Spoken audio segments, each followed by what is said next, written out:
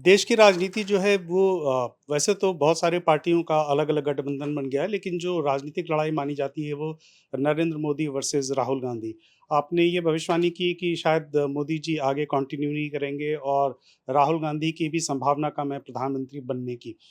और अगर योगी आदित्यनाथ नहीं या योगी आदित्यनाथ को ही बनना है, तो क्या ये मान लिया जाएगा कि देश में निकट भविष्य में कोई सत्ता परिवर्तन नहीं होने जा रहा है? नहीं, एक नाम की चर्चा आप लोग करते ही नहीं हो। वो कभी कोई कहते हैं ना, ब्लैक शिप अचानक से आ सकती है। एक ऐसी भी गणना हो रही है, मैंने कहा ना, अगर जन्म कुंडली ठीक नहीं है तो उसमें वेरिएशंस आ जाएंगे। आप मेरा गला पे मत करना कि भाई आपने बोला हुआ नहीं, नहीं, नहीं।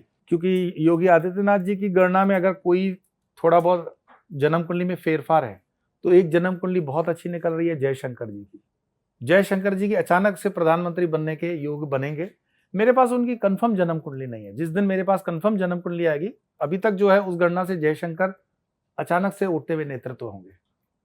तो मेरा जो एक सवाल का जो एक हिस्सा ये था कि क्या देश में निकट भविष्य में सत्ता परिवर्तन की कोई संभावना नहीं है? मतलब बीजेपी की ही सरकार बनी रहेगी और बीजेपी के नेता ये कहते भी रहे हैं कि 2049 तक हम लोग ही रहेंगे।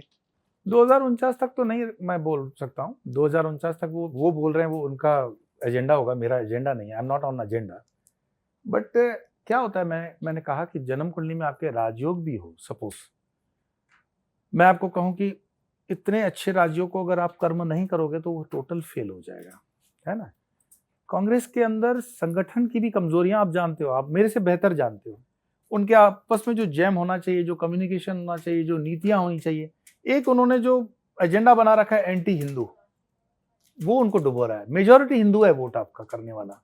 अगर वो उस प्रोजुडाइज ऑफ माइंड से बाहर निकल लें तो परिवर्तन हो सकता है, लेकिन वो उससे बाहर नहीं निकल रहे हैं। प्लस जो गतिमति देने वाले आसपास के लोग होते हैं, मैं नाम नहीं लूंगा एक भी, because I am not on political forum, तो जो आसपास के लोगों की भी जो वाइब्रेशन होती है वो बहुत काम करती है। बीजेपी के लिए जो वो एनर्जी और वो ऊर्जा देने का काम कर रही है, मुझे उस बोलने में कोई संकोच नहीं। वो संगठन आरएसएस है। एक मिनट के लिए अगर आरएसएस को बीजेपी से हटा दोगे ना तो बीजेपी खड्डे में आ जाएगी। तो दो ऊर्जाएं काम कर रही है। कांग्रेस के लिए दो ऊर्जाएं काम नहीं कर रही है। कांग्रेस के लिए एक ऊर्जा के माइनस दूसरी ऊर्जा काम कर रही है। तो उनको इस चीज से पहले तो मानने वाले ही वो नहीं है। जन्म कुंडली में मानते, इंदिरा जी मानती थी, क्या राहुल मानते हैं? नहीं मानते। क्या प्रियंका मानती है? नहीं मानती। क्या सोनिया जी मानती है? नहीं मानती। आप मुझे बताओ, जो कांग्रेस के नेता मानते हैं वो तुरंत बीजेपी में चले जाते हैं, क्योंकि उनको बता दिया जाता है आपका भविष्य अंधकार में है। सो वो कर्म करना पड़ता है।